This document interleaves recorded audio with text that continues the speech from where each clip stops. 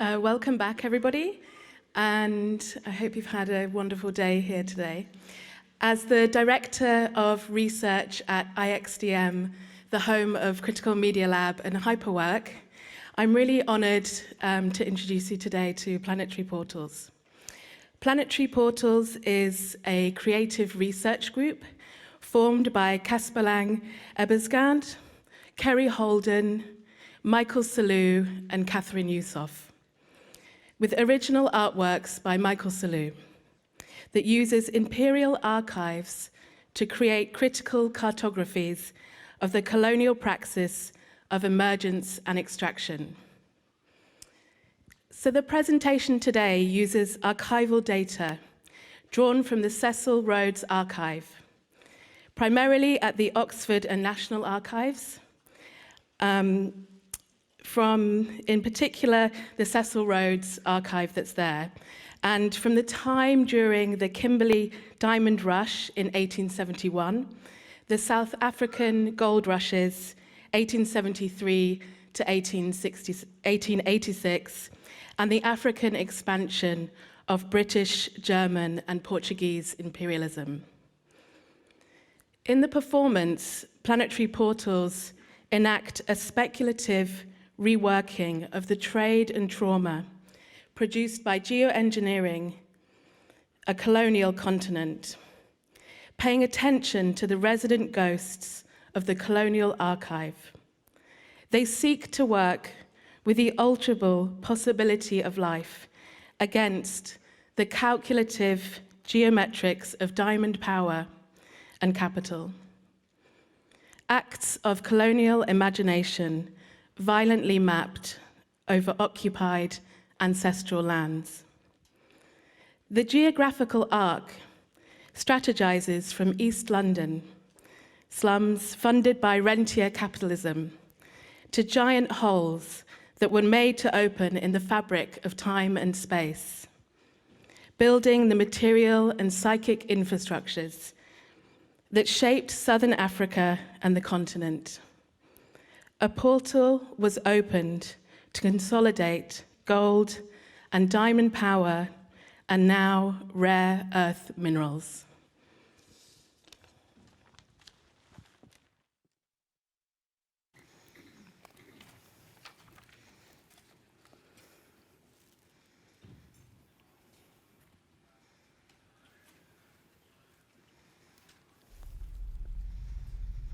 Planetary Portals considers colonialism as an ongoing present.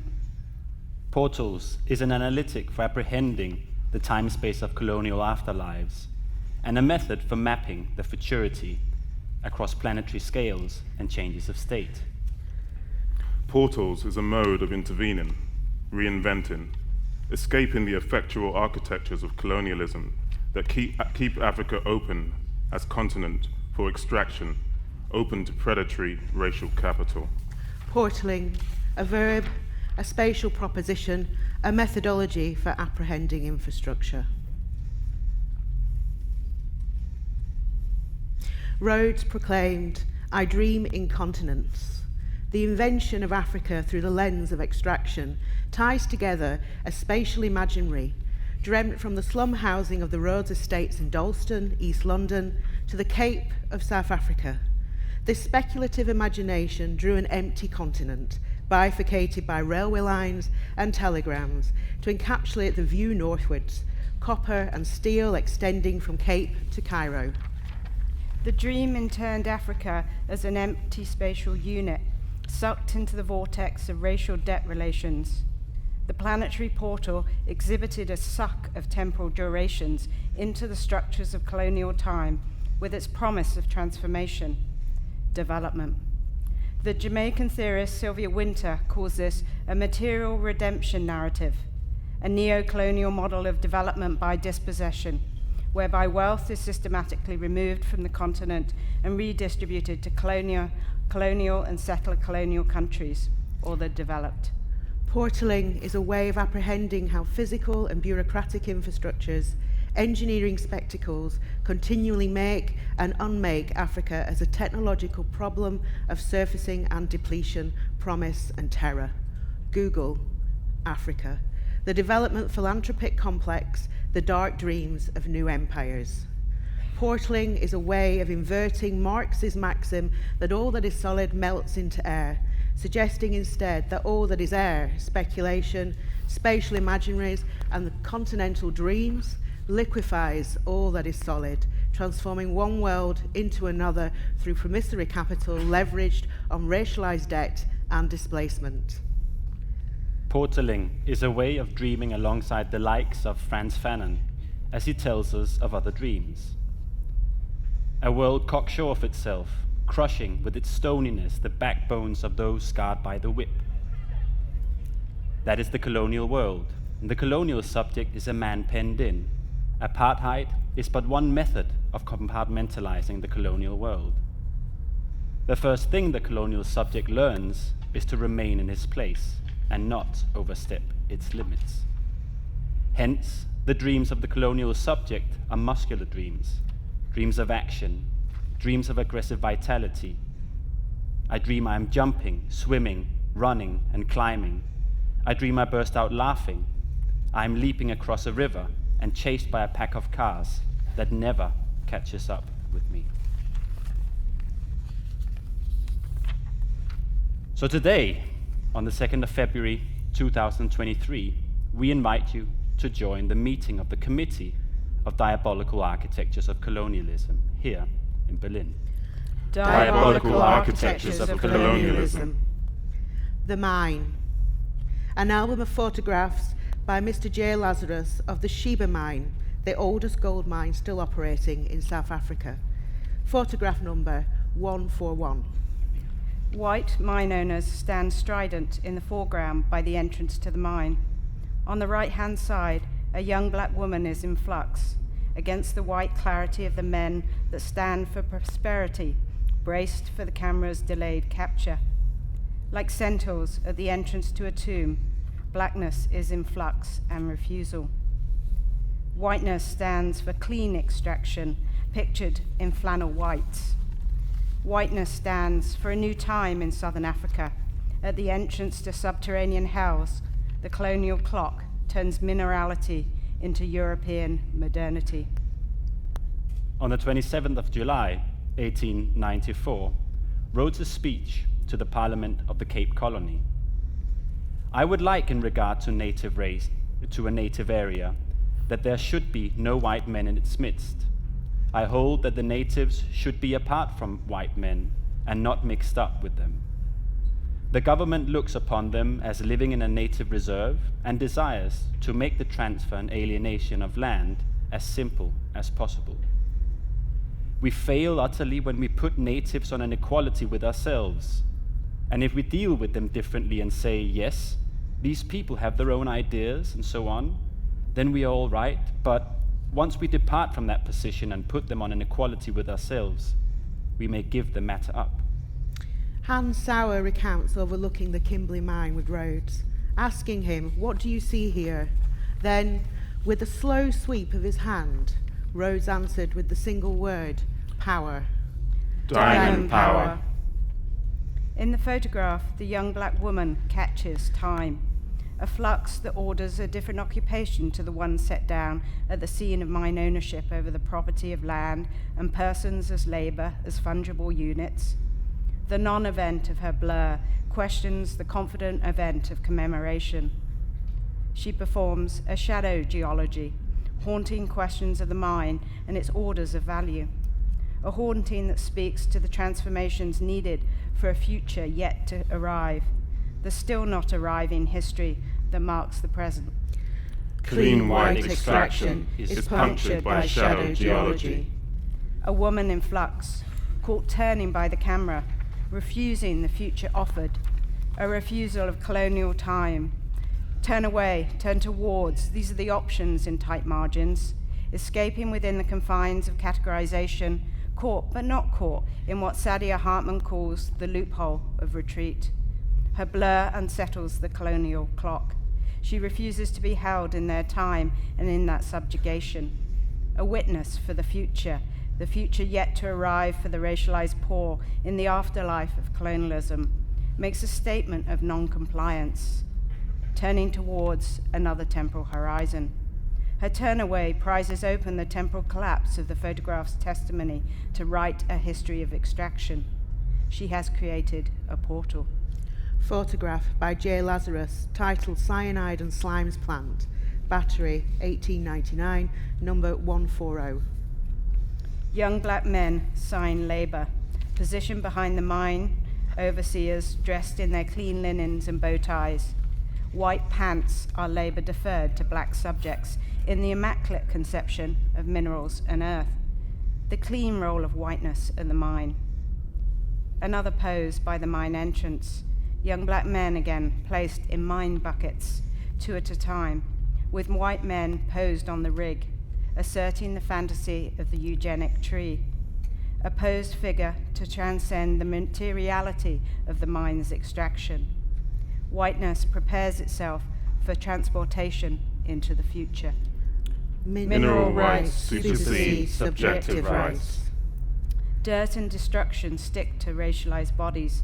Value migrates towards whiteness with a clean shirt, a portal of capitalist modes of extraction. Who did the laundry in white-shirted extractionism? Painted white faces. Pure white dress, unsullied by our environs. White chest, white skin, painted on manhood, painted white, but not yet. You must show us how to dirty your soul. Slowly the bush envelopes my steps. Slowly the bush introduces me to its silence, full of full-throated birds, calling across the whispered secrets of trees, veiling us from the sun's impositions. And there, flitting with the pierced light, a young meal darts and pauses, as do I. Mimicry aims to win this battle. If I win, we eat, and the elder will send us home, where we'll listen as women work, where we might become men.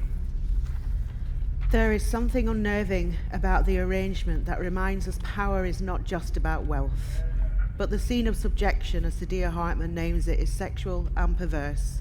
Transgression is delegated as racial deficit. Series of landscape photographs by Mr. J. Lazarus picturing a transposed American pastoral. Manifest Destiny comes to Africa. Photographers are commissioned to reproduce the landscape of the American pastoral. A white man in the tree performs racial hierarchies, claiming branches to the cause. Vertical sovereignty of the settler state. Elsewhere, the boulders of the Matopo Hills become a stage. A river transformed into a scene from Huckleberry Finn. A new South is being born as reproduction spawns across colonial portals. What are these environments like now? After 100 years of acid runoff, what geochemical refrains mark the water table and acid pollution? And what threats arrived at the door of those that try and gather this information to organize against the renewing tide of corporations? The African pastoral is a black hole of mine entrances, as a portal to racialized poverty and dispossession of land and geography. Labor severs its geographical connections. The incision on the landscape marks the subterranean service economy that feeds diamond markets in London and Frankfurt. Telegram to Rhodes. Valuable coalfields in the Bubai, Mafungabusi, Sengwi, Senyata districts, promising gold districts of Bembezi, the lower Sabakwe and the lower Umfuli. Many gold reefs, northern Rhodesia, highly mineralized, valued deposits of copper in the Congo state. The richest rock I've ever seen in Mezabita, The marvelous speculative nature of South African soil, true diamondiferous ground. Precious metals. What if we created a perfect world, filled with light, devoid of sickness, disease, decay, aging, or inhumanity? Imagine walls shimmering under a sun which does not set. A world where our skin would glow as if coated with rich butters from a land of sun. I'd be made of gold. You may be silver or platinum. If we're lucky, then composite dreams. You made of palladium and nickel. Me finding solace in tantalum, cobalt, and copper. My mother, made of neodymium and tin, calls across a windless sky. And now, to diabolical architecture number 2, the thin red line. St. James Gazette, London, 12th of January 1899, under the title The Thin Red Line of Railway. His, Cecil Rhodes, keen vision pierced the future and from Cape Colony looked northward steadfastly from Bulawayo to the Nile. A thin red line is a portal into the future. A master plan of colonial compression and submission.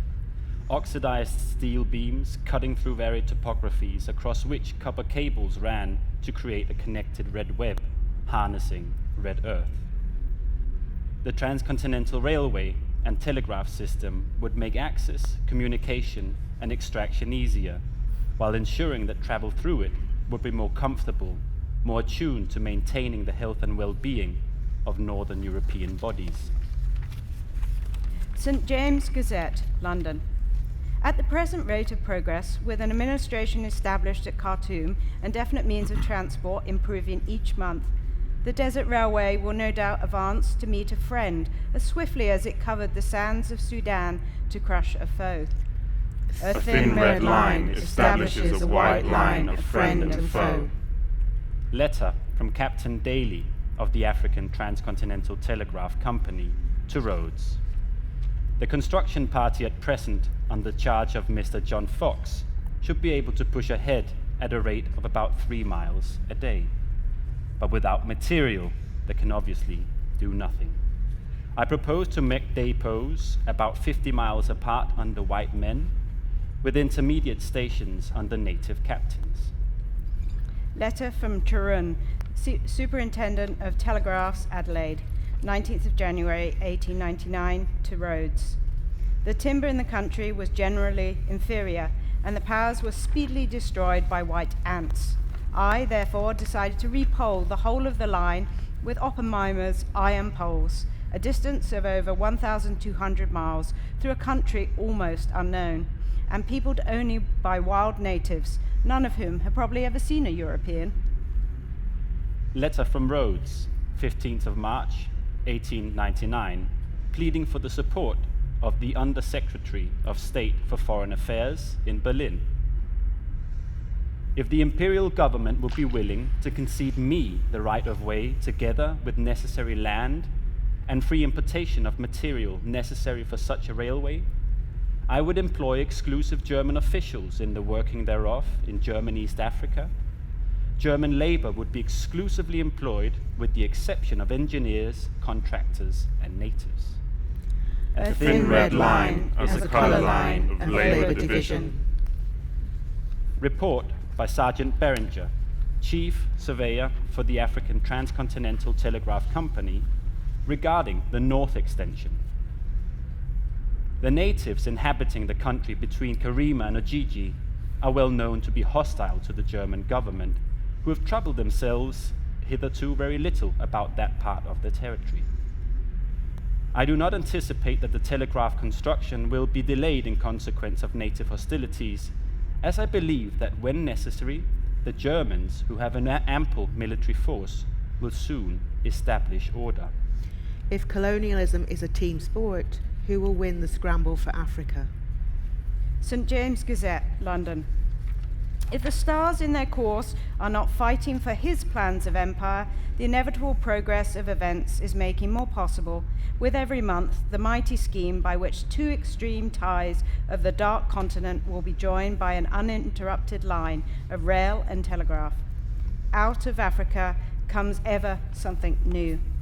From infant civilizations down to later years, when the miners' shovel and pickaxes are ringing among the ruins of ancient peoples, whose very name has vanished, we have been ever ready to listen to the fairy tales of travellers and hear the prowess of mighty hunters in far-off, fabulous recesses of that unknown land. It will soon be possible, no doubt, to take a first-class ticket from Cairo to the Cape, and without getting off the train, to pass through all the length of Africa on soil that will be as well known and as much a home to British subjects as the route from Land's End to John O'Groats. A thin red line is a white tunnel through black Africa. 20th of August, 1897, tender advertised in the Diamond Fields Advertiser by Bechuanaland Railway Company. Refreshment contract for the lease and management of the refreshment rooms between Vryburg exclusive and Bulawayo inclusive, including kitchen and dining cars on passenger trains. At places where the contractor does not wish to exercise his right, the company may allow the station's master's wife or other persons to sell light refreshments as in a good hotel, fresh tea and coffee, fruit in the season, and fresh milk and butter.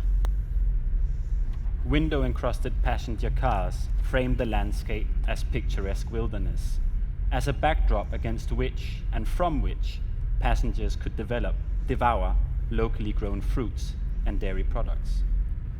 The train assemblage sanitized travel from the red dust and dirt that whirled in the wind, from pestering insects that swarmed under the sun, and of course, from people categorized as natives. It limited the Western body's exposure to the African environment, stabilizing sensibilities along a corridor that smooths circulation. The thin red line maintains the white fantasy of purity and danger of the colonial body. Photograph, circa 1899. 6 white men lined up on a platform, posing in front of a newly completed refreshment station. Train tracks in the foreground, mountain ridge in the background. Cecil Rhodes in the middle, wearing his trademark all whites and a Homburg hat. Clenched jaws, heroic hands on hips, cocksure of themselves. Behind them, 4 fellows blurred, take refuge from the scorching sun in the shade of the refreshment building. One stands a bit in front of the others, leaning up against a pole as he pops out his hip while placing his left arm firmly on top. He's striking a pose. His dandy attire sparkles in the sun, and in a moment reminiscent of John Telembui's defiance of colonial rulers some 20 years later, he's wearing his own Homburg hat, but slanted backwards. In the shadow of Rhodes, he's making, or rather, he's taking up space of his own. You are not in my dreams, but I will be in yours. It's no coincidence, as Sidney Hartman writes, that within slavery's shadow, we see the unfolding experiments in freedom. His defiance opens a portal where exuberance is the language and radiant humor is the vehicle for experimenting with ways of escaping the diabolical shadows of coloniality.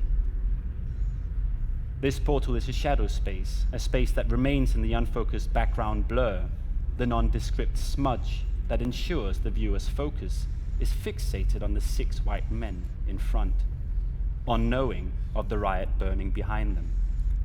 When you only see things, you never notice their vibrance. And now, number 3, the diabolical architectures of labor. 24th of April, 1898, letter from Rhodes to Colonial Secretary of the British Parliament, Joseph Chamberlain, pleading for support of his railway extension from the British government. There is further the question of native labour, the enormous demand for labour, for the mines at Kimberley, Johannesburg and in New Rhodesia have caused the wages for unskilled labour to reach an unduly high figure, and it has been suggested that the mining companies on the Witwatersrand should assist financially in the work of railway extension to the north, with the object of increasing and thus cheapening the labour supply. At De Beers mine, wages at the rate of £1 per week are being paid for labour which can be readily obtained north of Zambezi for 2 pennies per day. Native metals. The resources were natural, yet the people were not. Light is no longer an interrogation of your complicity, rather our examination of your language and legacy. Stories here, we, she, are summoned through bodies of one or a few, rather than just I. I like the eye of poetry, the pierced eye of a goat, the gleaming refracted eye at the diamond center, light landing on our skins, flickering our dreams. We wake ahead of the rising sun, which men will not see from down below, but will follow as the earth rotates around its orbit, as my hand circles this pot, sitting in the confines of imposed languages. Native, as described, as determined, natural, inborn, hereditary, connected with something in a natural way. A natural way reads between my toes, a warm hearth, a stolen meal. Native, as described, as determined, from Old French, natif. Born in, raw, unspoiled. Native, as described, as decided, bound, born in servitude or serfdom, of metals, minerals, etc., occurring in a pure state in nature. Here I still sit, in confines of imposed language, human, humane, to fare well, to treat well, to exalt, to thrive in a finite corporeality. Inhuman, inhumane. How to describe the inhuman, the non-human?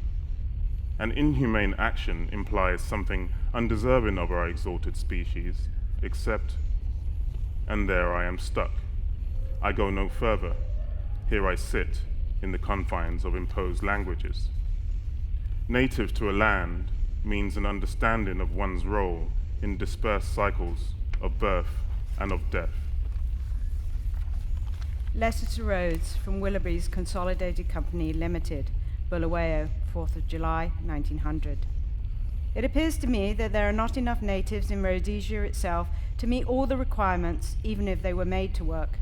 The only way out of the present difficulty that I can see is to use imported labour, Chinese, at least as a stopgap.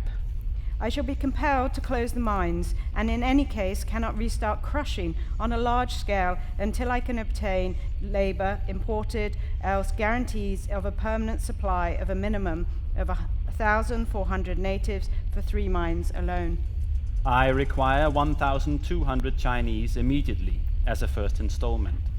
If you take this in hand at once, our mines ought to be crushing steadily by the end of the year. From the Secretary Office of De Beers Consolidated Mines to Rhodes, Kimberley, 19th of November, 1900. The want of native labour is interfering very much with the hauling. Drill boys are most difficult to obtain. Telegram to Rhodes from De Beers. We have so much trouble with Transkei natives who won't work on the mines that the General Manager has refused to take any more. We have over 7,000 convicts and natives in our employ now. Telegram to Rhodes from Secretary at De Beers. The directors would like you to know that our labour is of very poor quality and are more troublesome to manage than our ordinary boys. If the line to the north is kept open, we confidently expect to get a considerable number of boys from that direction.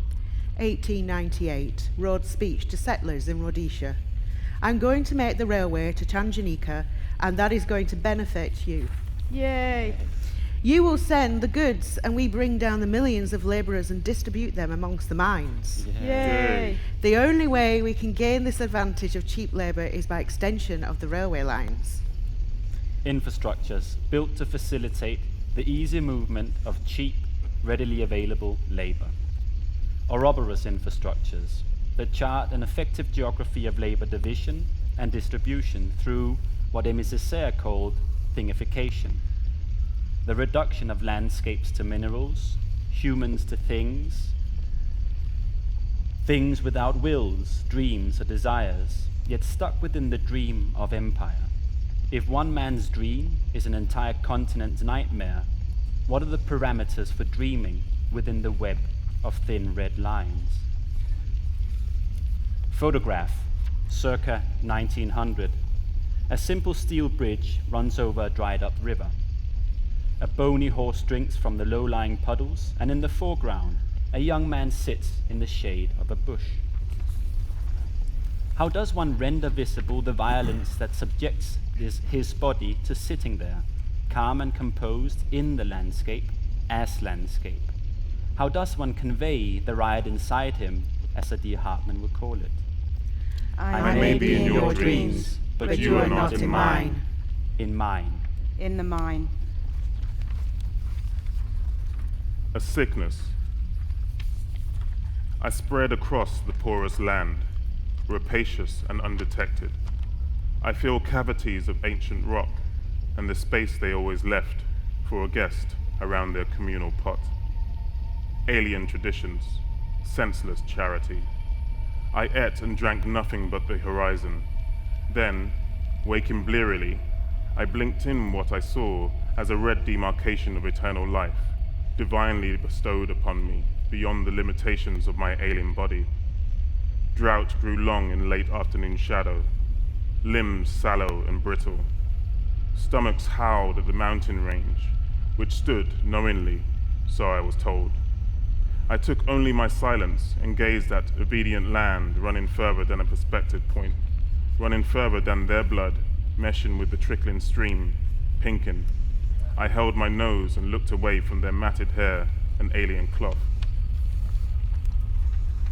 When the Second World War broke out, diamond traders in Europe's diamond cutting and trading capital, Krakow, moved their operations to Antwerp, London, and New York. The North American market was no stranger to roads. 3rd of May 1899, letter to Rhodes from Alfred Mosley, diamond merchant at Kimberley. Returning from a business trip to America, he said, "The demand for diamonds is consequently excellent." Bejeweled necks, besparkled fingers, the effective economy of hetero-patriarchal bondage would make Rhodes a fortune. But diamonds were used for industrial purposes too. Having invented the diamond drill, known as the perforator, in 1862, the Swiss engineer J.R. Lichot championed a newfound confidence in building construction. The efficacy and ease by which Lichot's diamond perforator could bore through bedrock like cutting through butter lay the foundations from which engineers could erect their towers reaching further into the sky.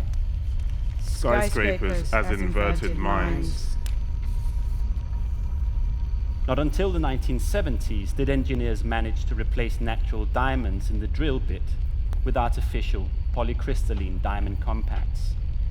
But you still can't build a tower without a diamond. Vertical cityscapes pivot on tiny diamonds, the allegorical Achilles heel of monstrous modernity. Diamond power, diamond tower.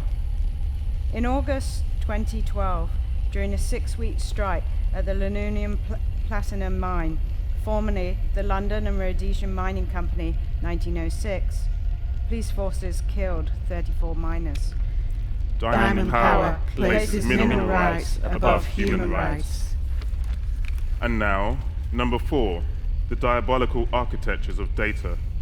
Thursday, 21st of April 2022, Google's Equiano fibre optic pipeline lands on the Nigerian coast and plugs directly into the Lagos Open Access Data Centre. Space division multiplexing technology incorporating optical switching, 12 fibre pairs, running at 20 times more network capacity.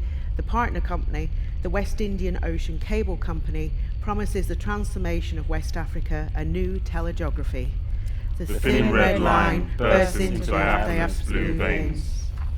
$1 billion investment, 12,000 kilometers of cable, steel, copper, nylon, silicon gels, glass, and galvanized rubber, a mix of minerals, some of which are mined in Africa. The cable has already been in the continent. It is not now just arriving. Starting in the port of Lisbon, slow-moving boats lay the pipeline along the seabed of the west coast of Europe and Africa, chasing the routes of people sold into slavery in the markets that line the coast of the Gulf of Guinea. The cable already knows its path. Named after Olaudah Equiano, a self-freed, formerly enslaved traveller and writer who, according to his memoir, was born in the Eboa region of the Kingdom of Benin, Google promotes him as Nigerian, claiming his story as their property, and in doing so, relaying along the ocean floor the proprietary geographies of persons. Enslaved as a child in Africa, Equiano was shipped to the Caribbean, subjugated by the Atlantic trade, and sold to a Royal Navy officer. He purchased his freedom in 1766 and began to travel widely to support the abolitionist cause, eventually in 1789 publishing his immensely popular memoir, The Interesting Narratives of the Life of Olaudah Equiano, or Gustavus Vassa, the African. It is one of the earliest books published by a black African writer. Equiano's name calls to us now from the watery depths of the Atlantic with the promise of technological utopianism in a continent dreamed through the problem of disordered data. Google has reduced his travels back to the root of enslaved peoples that he endured as a child. Equiano is named as another form of property. Equiano brings good tidings to Nigeria. Equiano cable landing will completely change the digital economy. Governments and industry are dazzled by the techno-fantasies of Equiano. The blue veins of electrification light up, awakening the property geographies of data ownership and access, sniffing out where the value lies, not in Africa. Data must leave this place and enter the global markets dominated by Silicon Valley. Equiano is part of an anatomy of data economies, reconstructed as cyborg cipher for new imperial arts in surveillance, sensors, indicators, mapping, modeling, scaling, standards, regulations, and law.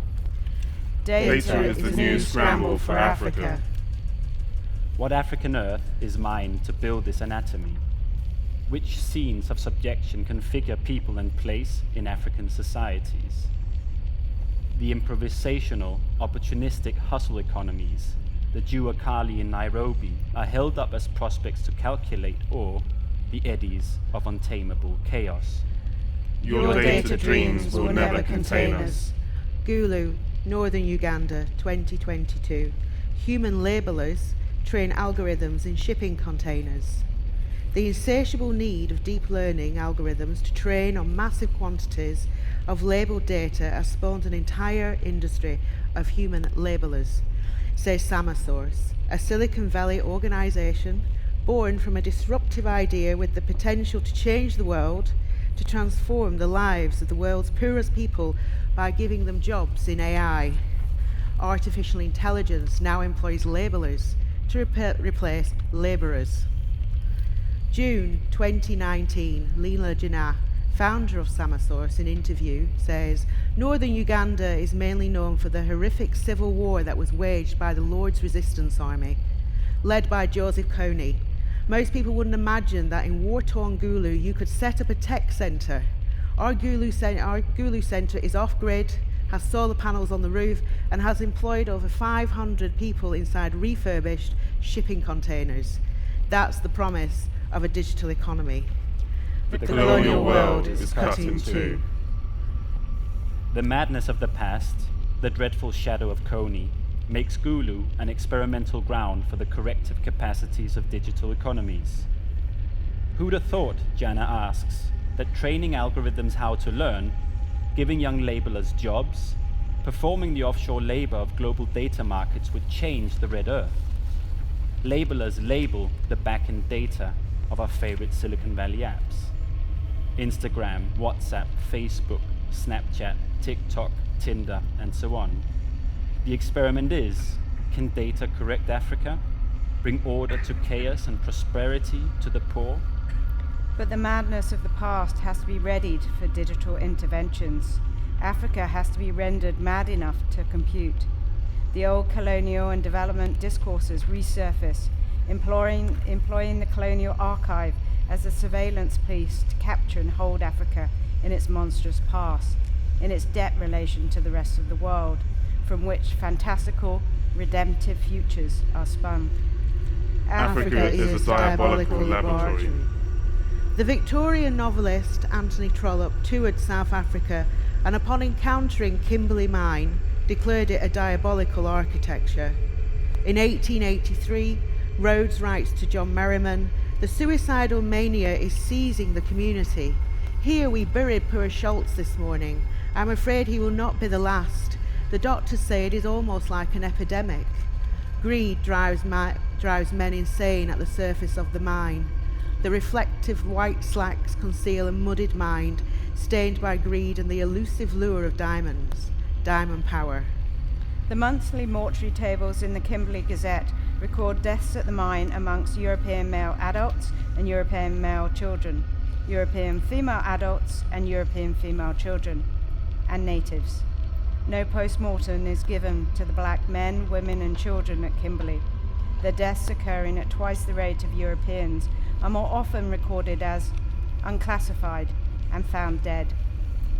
No one will come asking questions. No state agency will demand accountability for the death of natives. Vital statistics do not matter yet. They will in the next century, when the machinery of global health rolls in and the HIV/AIDS crisis hits hard.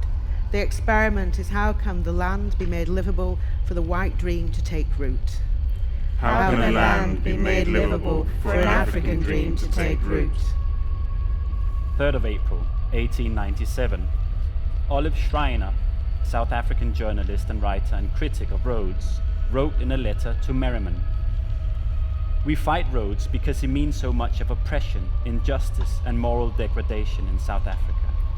But if he passed away tomorrow, there still remains the terrible fact that something in our society has formed that matrix which has fed, nourished and built up such a man. The focus is on making the land livable for whites, another Happy Valley where the psychosis of the white dream yawns open, degrading, dehumanizing, disturbing everything in its wake.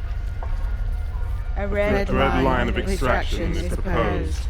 A thin red line is the material manifestation of white supremacy. Shred the colonial portal." Thick black. The thick black, flat, indifferent to my touch, yet swallows whole my extended hands, from wrists to elbows charred by a vibrating earth. I reach to hone possibility. What of my given body will be returned from the deep black? Only what I before possessed, secrets grown in this soil. What may come feels, can't feel, unfathomable, in an indifferent black, flat and suffocating, a void touching the infinity from where I write. Which orbit will deliver us again? I wait to know what I can bring home and what I must leave to this void, breathing, eating, needing more. Still, I am dust. Fingers sink into nothing except erosion, disintegration, sucking flat my air, where a paltry serving is shared in a hole between two. I know not if the sun took rest. Light has slipped between my fingers to ash black I could touch. Yam of no heat, of no lantern. In the dark I grope. More ash wraps my yam, cold yam from our last meal, bulging visibly my blackened pocket to preserve my mind inside that thick black.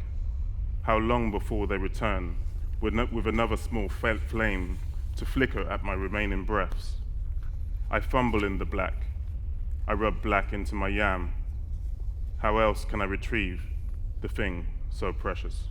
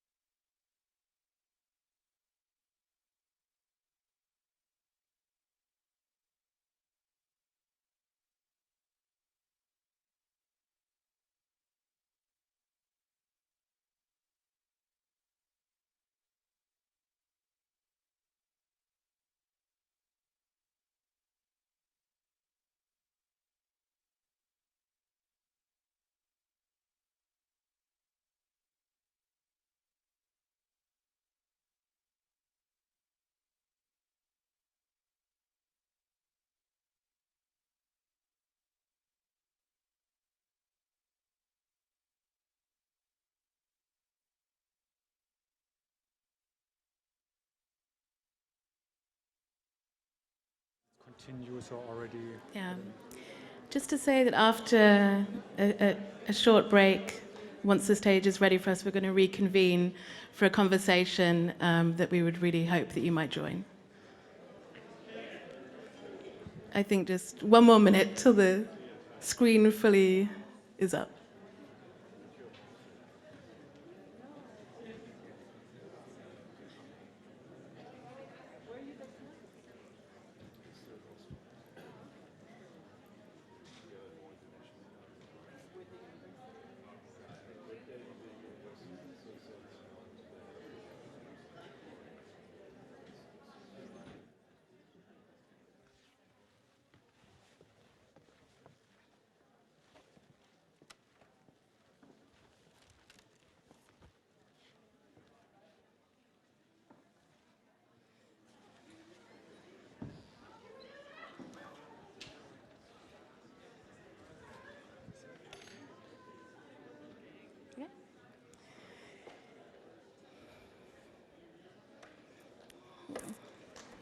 Okay, so welcome back and thank you so much for such a brilliant performance. It was so inspiring and rich and so many things I think to ponder on and discuss. And we wanted just to give you a few moments to think of some questions. And I would really urge you to take this moment to think of a question for the collective. There's some people with some mics who will bring them to you. So if you have a question, just raise your hand and we'll get a microphone to you. And we're going to start a conversation and then we really hope for you to join us. And I think there's also maybe some questions also from the online audience as well. And I'll do my best, I think, to see people, because so just wave if we don't see your hand up. So welcome back to the sofas. Thank you.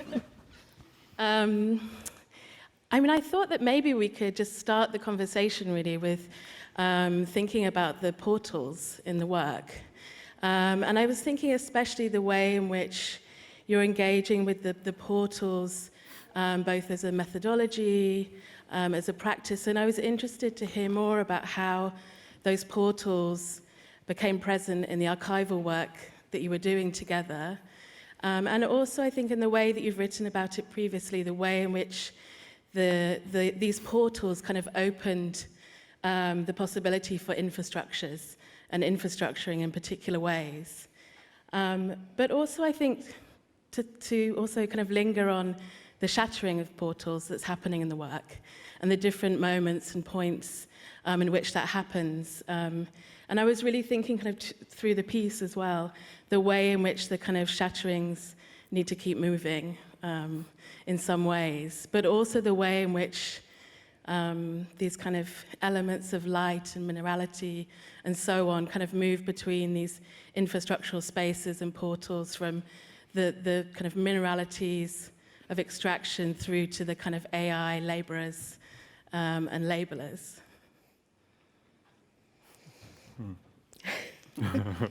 Where to begin? Yeah. I mean, maybe one thing to say is that we did begin in East London with roads and thinking about kind of, all the movements around roads must fall and East London, they were doing a rename, reclaim. And once roads has fallen, what does it mean when the infrastructures remain? And what kind of work and mapping could we actually kind of think about and make present those kind of infrastructures? So once you get rid of the sort of symbolic head, the infrastructures are still kind of circling through London, through Frankfurt. I think we ended with a quote from a very established female writer, South African writer, who began her career actually as a friend of Rod's, almost like a correspondence of Rod's.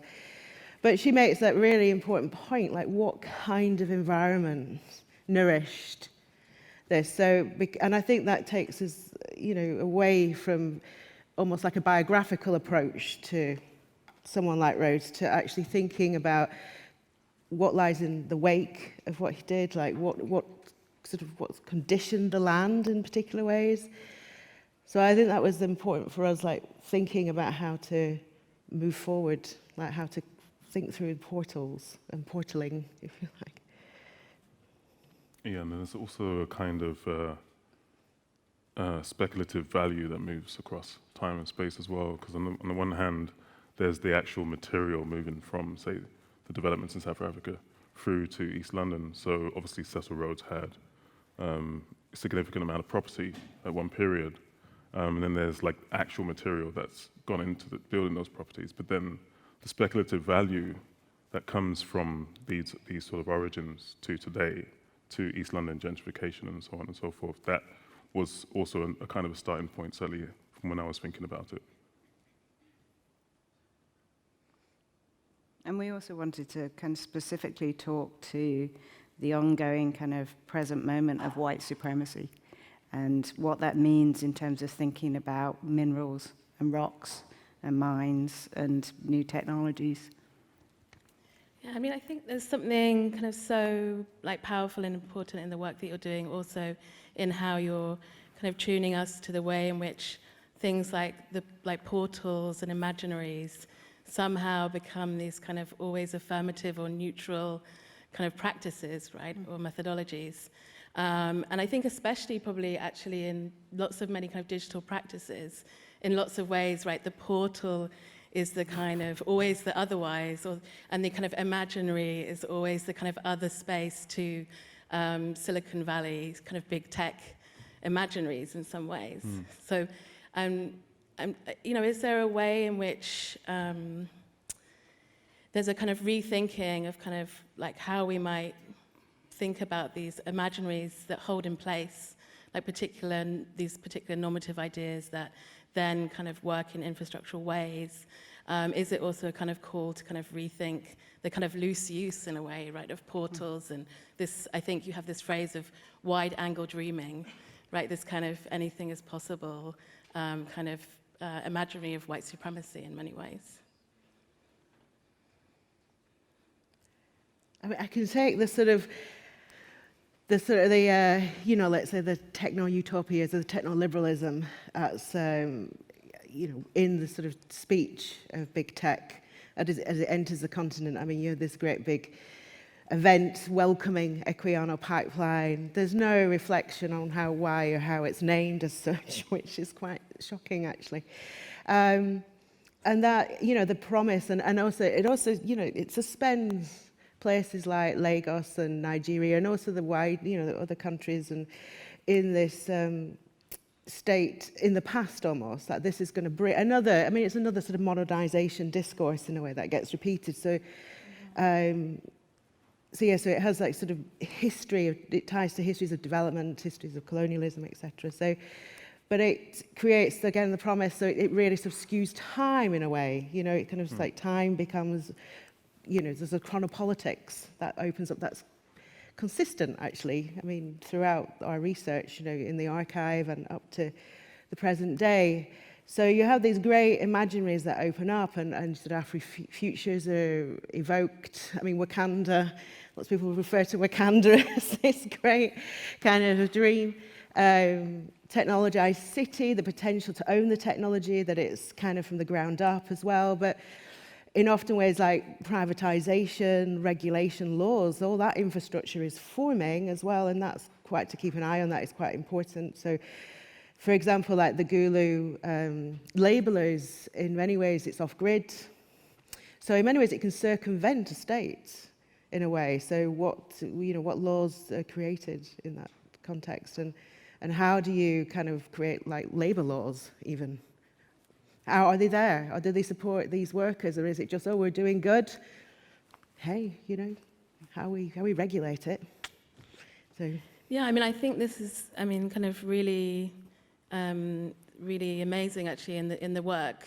This kind of example of the off-grid kind of tech factory or space, because in some ways, and in some of the work that we're doing with the Institute for Technology and the Public Interest and Titipine, thinking about cloud infrastructures, actually, it's often really kind of focusing on, that there's needs to be cloud connected, or kind of that actually big tech can't get into spaces unless there is a kind of cloud infrastructure, cables, and so on in place.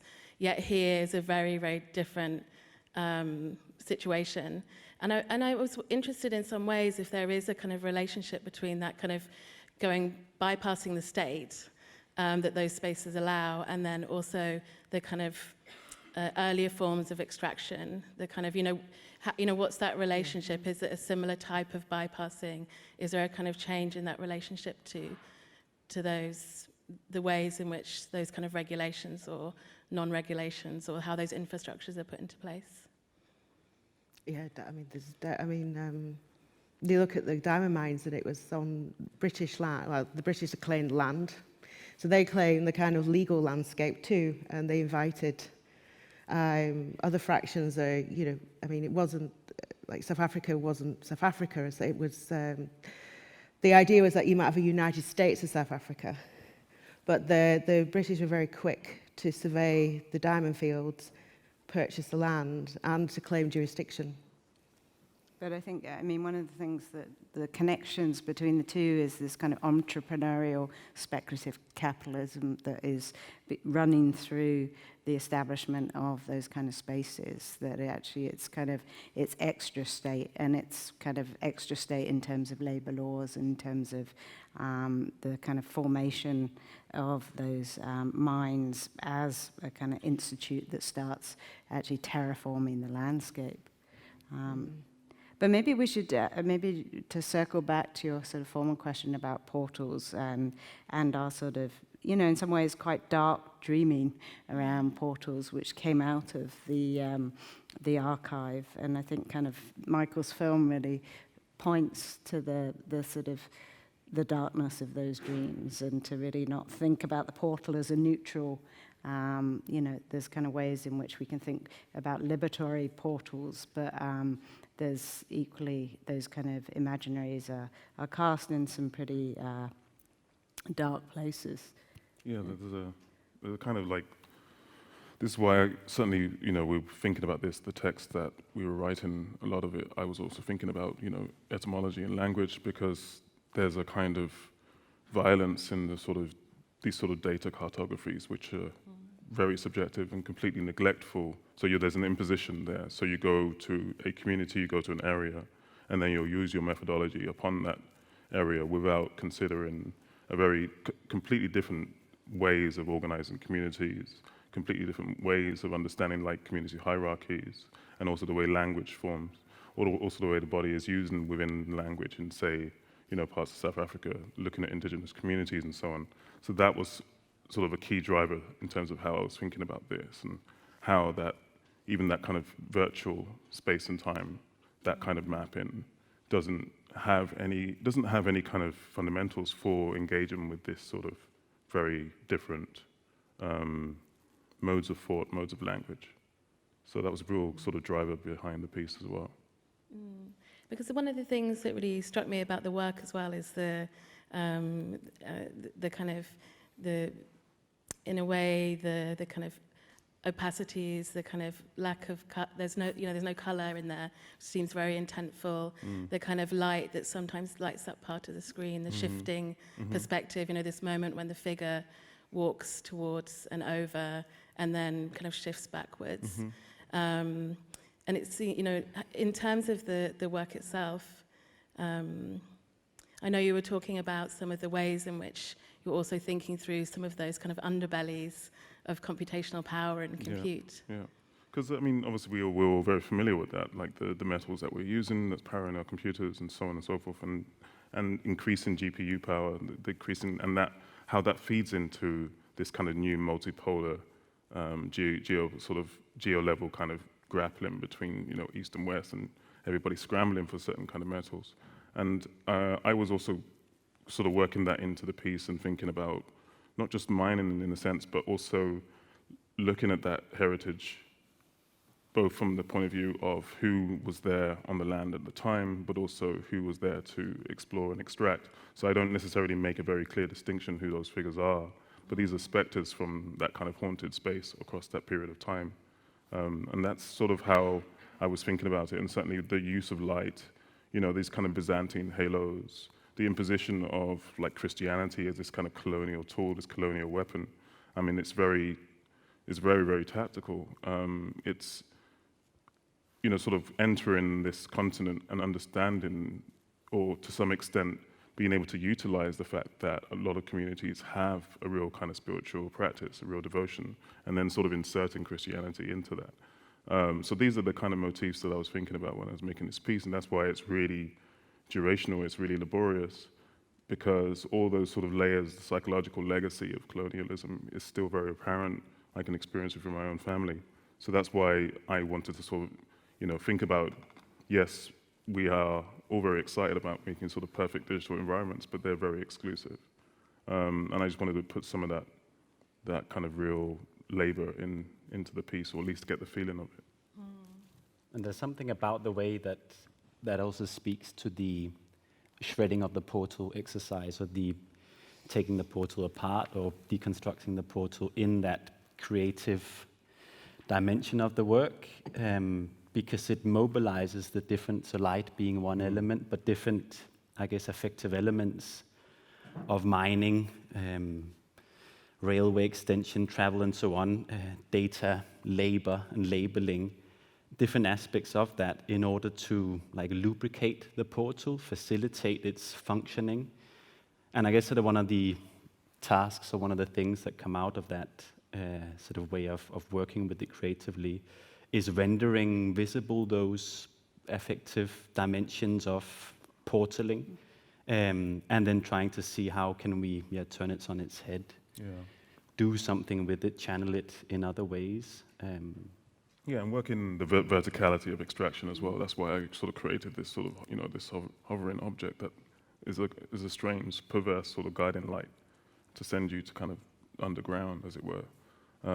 Because I think that verticality, like, obviously, you know, in terms of like, you know, satellite mapping and computer vision and those sort of methods of control, which are quite indiscriminate in a lot of ways, there's a complete sort of neglect in terms of like, if you're underground, you're not being mapped as such.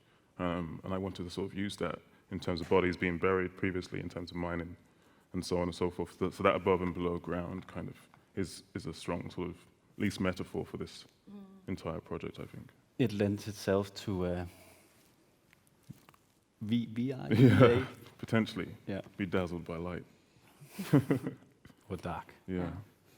I mean, this is something that we had a lot of conversations about, is kind of what surfaces value, who surfaces value, what kind of, and how that value can kind of become migratory after the mine, and the kind of colonial afterlives that mine workers are left with in terms of their kind of bodies and the afterlives, and the communities shattered by these terms like native, like labor, like all the ways in which people are made fungible through that extraction. Yeah, because you see a legacy of that in the language you use today. This is why I wanted to make that sort of piece on etymology and thinking about where those terms come from and how close the idea of inhuman and inhumane and how those things sit together. Where the term native is used as a derogatory thing implies that you're closer to the earth than we are, so therefore, you know, you're lower. But then if you could look at it from a different perspective, then there's obviously a great deal of value in being much closer to your land, as it were. I'm just having a look out here to see if there are any hands up. Yes, over here. Should we take a question?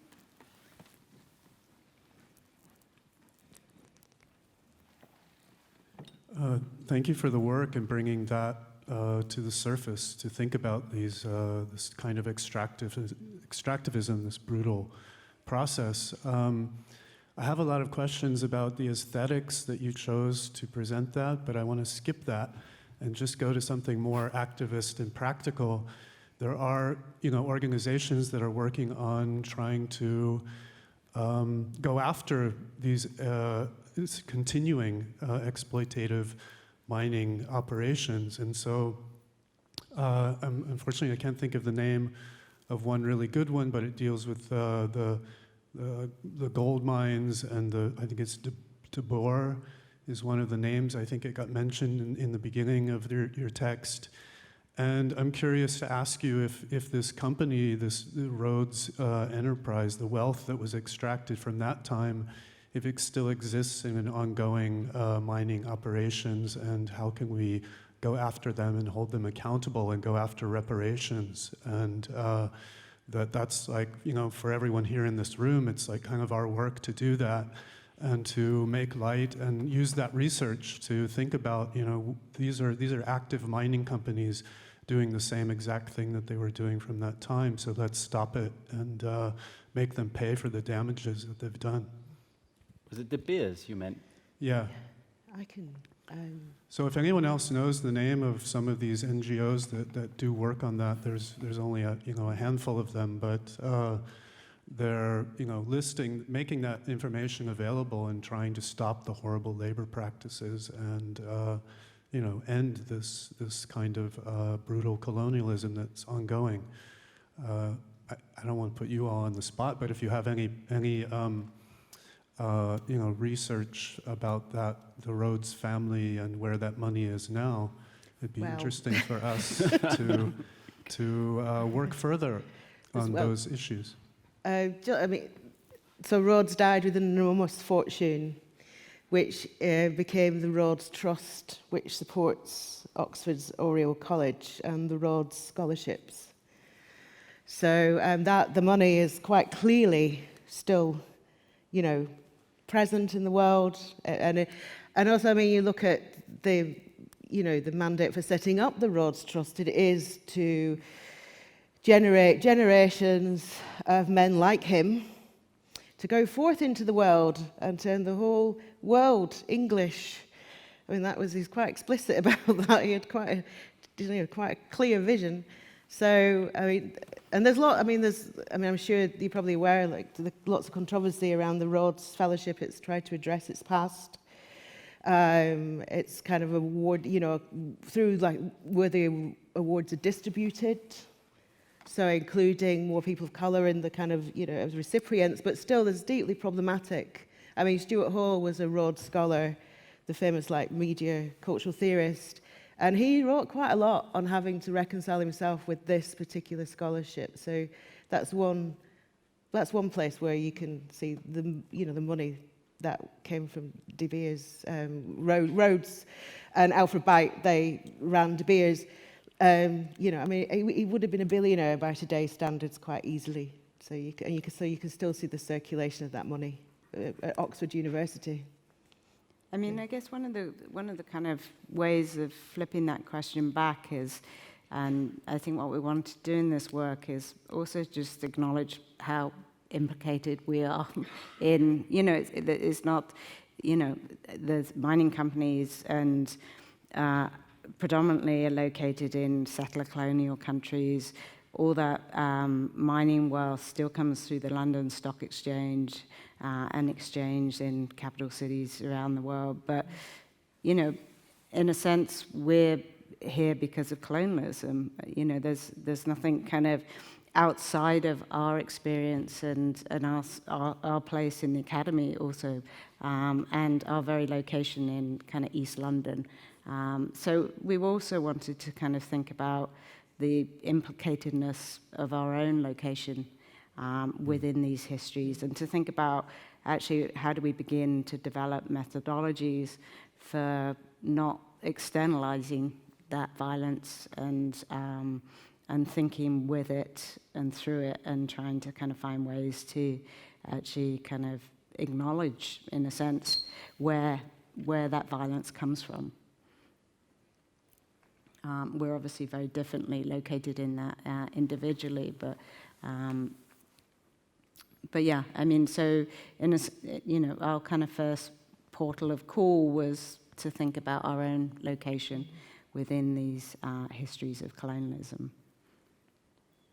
I wanted to ask you about that actually in terms of your collective process of working in these archives, of visiting these archives, and the way in which you also choose to do this work as a collective, and also where the kind of convergences and divergences are in that too, in terms of your own relationship to those archives, how you're encountering that material, and how the work, also the creative work is emerging in that space as well. And I was thinking, of course, you know, in some ways how Singh writes about this, right, in her work in terms of like this kind of idea of the personal archive. But here, the kind of collective response to the archive seems to be such a significant and important part of the work. Yeah, absolutely. I mean, it's quite overwhelming, like most archival work is, but it's quite overwhelming to enter this particular archive because it is quite diabolical in many ways, and there's so much implicit but sort of soft violence, sort of softly spoken about violence going on. So you kind of like have to reckon with that. It's a very sort of British, sort of everything is sort of nicely polished and good manners, and you're reading all this stuff and you're realizing what the hell is going on here? Like this is insane, and coming to those realizations and putting stuff together, I think it works in the collective, but also just the sheer amount of stuff. So this is just Cecil Rhodes' stuff. There's so much stuff, and he was so industrious all over the region, and like the thin red line vision, of course, sort of this idea of encapsulating the entire continent. There's so much paperwork that you read through, so that experience is sort of quite overwhelming, just sort of in sheer scale. And I guess that's also one of the things that we try in the presentation, kind of like it's full on, pouring it all out there, to try and sort of give a sense of how that sort of numerical numbering of everything, taking account of everything they did and trying to read out what does this all mean. But that kind of like worked as a collective, that you're working on different elements and slowly piecing stuff together because it's such a big puzzle. Yeah, the nice thing is like it's kind of a nice process in a way, like where you spar off each other as well. You know, like we talk a lot.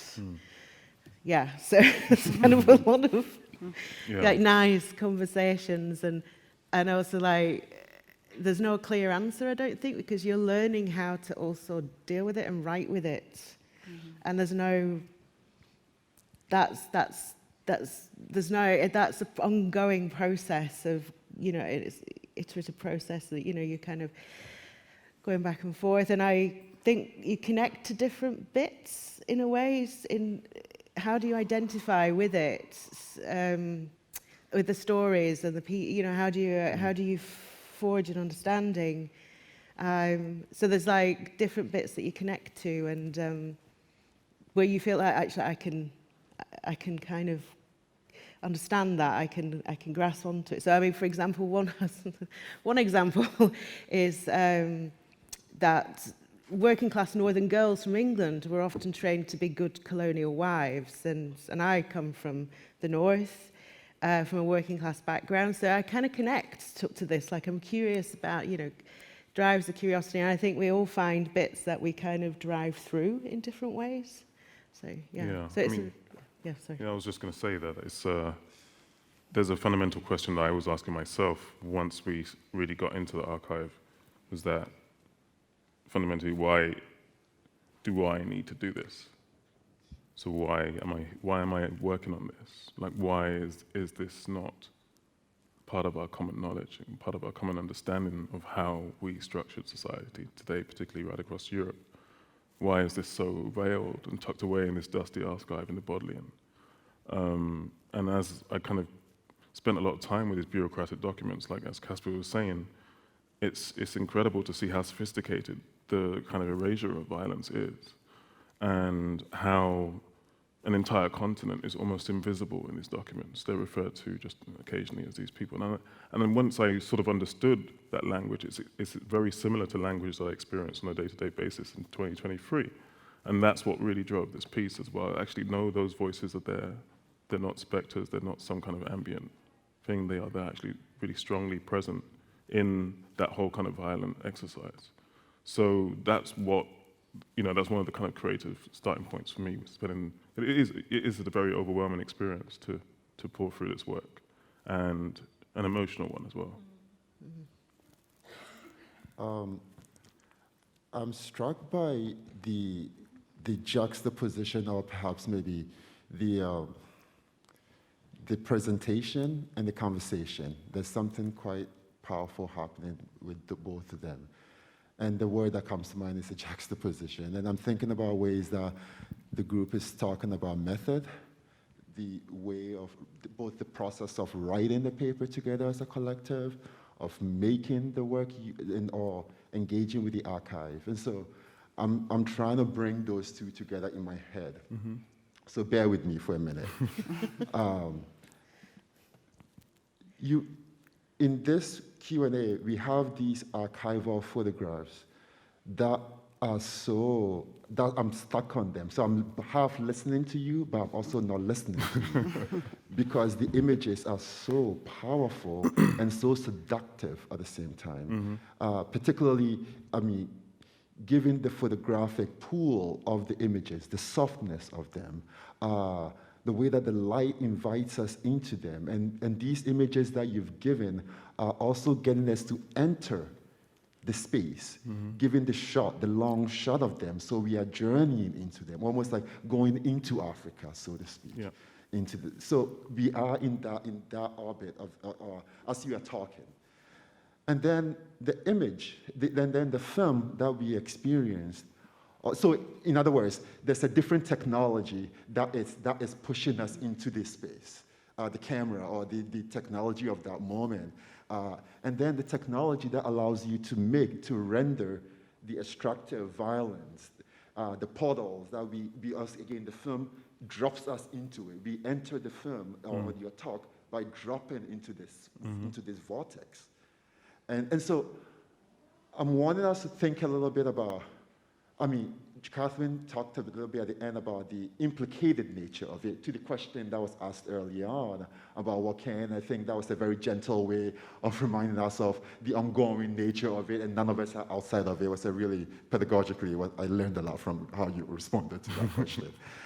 So what are we doing here? And this is where I'm struggling listening to this. And if there's a frustration in my voice, it's not a frustration but more of how the presentation brings up almost these complexity of once you enter the particular kind of archive where you named the archive. It's the Rhodes Archive in this particular place. And then the conversation becomes general. So how do we think about the particularity of what the violence that particular instance instituted and also keeps on going, and also how that is also a general state that we live in. This is what I'm contending with at the moment in both your presentation and your talk. Thanks. And that's a good thing to contend with. Mm-hmm. Thank you. Do you want to respond? No, I think kind of in some ways that maybe that's your work of the film. I think what we didn't want to do is kind of, we wanted to shift the representations and to really destabilize the kind of, not just the authority, but the just ease of them. Right, and that Michael was saying about the language, the way in which the ease covers the violence, and the kind of, the sort of aesthetics of these images. There's a kind of, there's a relaxed ease to that kind of picturing of an unfolding of kind of, of white supremacy across Africa, and so we were all very keen to not kind of take an purely analytical kind of route into those kind of photographs and to those words, but to try and destabilize that and to keep destabilizing it. And I think that's that feels like where the work is sort of going, is trying to elicit these methodologies for destabilization. Yeah, and I think it's also something that was mentioned earlier. Thanks for the comment and the reflection upon how the things fit together. It made me realize some things. But this idea of that it's a specific archive, of a specific person and personality that has a sort of general effect. And that sort of relation, one of the ideas is to sort of decenter the narrative around roads so that it doesn't become a biographical narrative. So lots is written about roads and the effects of his actions, but it places him at the center. And I guess one of the things that we're interested in here is trying to not necessarily write him out, but what does it look like if we don't take him at the center, but all these threads that are left in his wake that keep extending his vision, even though he is materially gone. I mean, just the sheer fact that he wanted to be buried in African soil, in rock, and they had to destroy the rock to put his body in, that he wanted to sort of become the continent, so that sort of material legacy of him, I guess we're trying and sort of destabilize that and therefore move away from the specificity of the archive, the sources, the materials, and use the artwork, I guess, in a way to kind of like render a different perspective on it or a different way into it. I mean, I am, through this entire process, thinking about how I'm implicated. And that's why a lot of those things are going to be somewhat difficult to escape this entire environment is, as you say. So me making a film based in a rendered environment using the same GPUs is fully implicated, and I'm very aware of that. Similarly, me having a smartphone in my pocket, I'm fully implicated as a colonial subject in the legacy of what built our world and our economy today. And I think that frustration is apparent in the work. That frustration is apparent in our text when I'm talking about, that kind of etymology, and I'm talking about sitting in the confines of imposed languages, is because that's also what I know. And that's a constant day-to-day sort of battle. So there's a kind of opposing forces in terms of realities that I experience on a day-to-day basis, and I have to sort of constantly grapple with that. And I think that that's the kind of thinking that finds its way into at least trying to deconstruct this particular archive. And there is a bit of a dialogue happening between, these photographic records. This is partly why I went for a fully kind of a piece that would be very directly kind of responding to this as something we can actually achieve today. Because I think there is a conversation between the technology of that time and the erasure that is achievable through the technology of that time and what we're doing today, similarly, with the kind of perfect utopian walled gardens of digital renders and open world environments. So I'm fully implicated, we all are, and that's also part of this project, is to kind of find a way to begin to ask questions about that kind of futility, in a sense. I liked your point about thinking through the technology that forces us into this history, if you like, of this scene. So a really kind of thoughtful point. And I think it's, I don't know, like a good point to make is that the Rhodes Archive is a bureaucratic archive. It's an archive of power and statecraft. There is not much else, we're coming across, it's all administration. A lot of it is administration, how to manage. And also it becomes like an experiment then. This is a territory, a land that's been claimed. So, there's a lot of ideas like, it's experimenting with statecraft. And you can see, how that kind of, as well, we are implicated in that today, these experiments traveled. There's kind of that sort of circulation of knowledge and how to manage and how to administrate. So that's what we're reading when we're encountering the Rhodes Archive a lot is, bureaucracy, a history of bureaucracy. Thank you. I can see we have one question, and we're really almost out of time, but perhaps we would take it quickly. Thank you. Thank you so much for the work. And you've talked a lot about the images and some about the words, but I was just wondering if you can say something about the soundscape that was used as well to accompany the film. Thanks. Absolutely, yes. The sound was put together by a very amazing sound designer who's sitting right there, Mr. Cyprian Rainey, wave your hand. And he and I have known each other for 20 years, so it's very easy for me to explain what I was doing, even when the piece wasn't anywhere near finished. And that is pretty much the result, and I love the way it builds. I love the fact that, because we talked about trying to create this really subterranean-like sort of texture, like a feeling of what a low-frequency radio wave would actually sound like when it's moving through Earth. And that sort of is the kind of formulation of this. And all the sound is actually generated from field recordings I took whilst on the African continent. So every single thing you heard from there is extrapolated from that. And he's a genius, and it was beautiful. Thank you very much, Cyprian. Thank you, everybody.